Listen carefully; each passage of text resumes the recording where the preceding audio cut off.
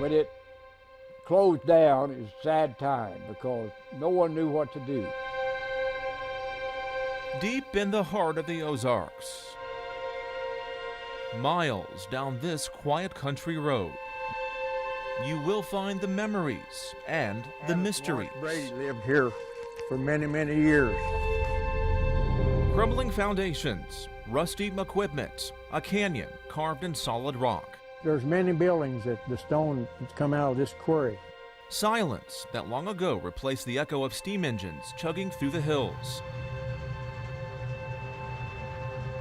It's hard to describe to you, it really is. It just like a ghost town there in no time at all. Phenix has a special history. I wish I could remember, or I could have seen what it was like in its day, because it must have been quite the place. Behind these ruins is the tale of a people who called this place home and left a legacy in stone.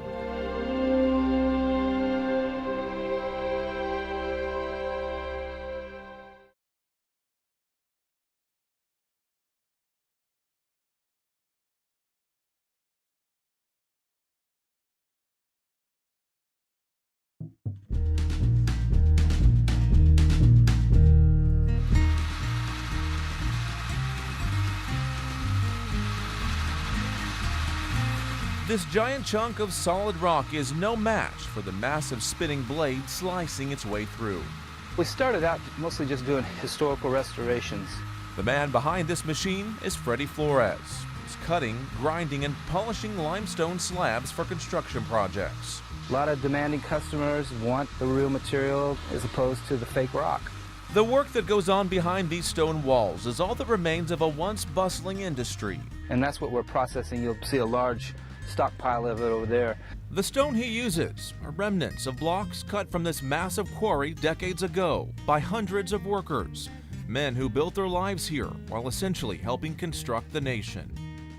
Yeah, there's an emotional attachment, and I've always been so attracted to architecture. Freddie himself was born long after Phenix died out and its residents scattered.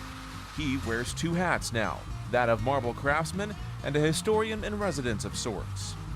Well, for me, man, it's kind of really special because I know the history, and every year I get like this old couple rolling in, and I know exactly who they are. I know what they're going to tell me.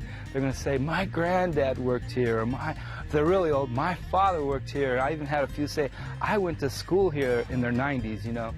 And so it's just so interesting for me to match them up to the faces that I see in those old historic pictures.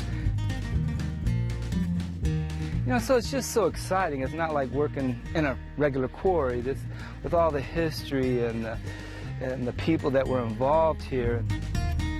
Like so many towns in Missouri, the community that came to be Phenix was a product of the Iron Horse.